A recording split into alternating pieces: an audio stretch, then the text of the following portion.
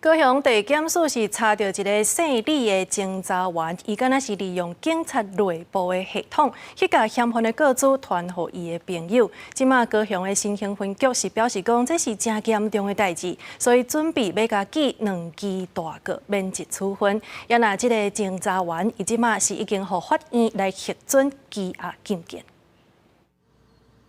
为着掠车手，警方假做是超商的店员、清洁队员，最后成功甲人诈转去派出所。警方全力来扫动着诈骗，嘛成立着宣导的网络，来提醒民众毋通防骗。高雄市新兴分局所一名李姓的员警，有可能利用着警政还有165反诈骗的资讯系统，来查询着嫌犯的个资，而且提供予朋友使用，拄啊好，予高雄市刑大咧侦办洗钱案的时阵发现，扣得手机等相关证物。 并带回李清侦查所进行讯问。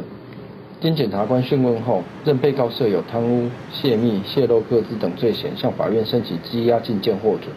高雄地检署表示，今年9月下旬接到市警局自检清查，发现有员警有可能有漏泄秘密，是讲这个员警的办公室还佫有徛家来搜索，把伊的手机等等的证物摕转来。侦讯了后，这名员警互人收押。勇于面对问题。 并依《警察人员人事条例》第31条及《公务人员考绩法》第12条第3项之规定，将李元一次记2大过处分予以免职。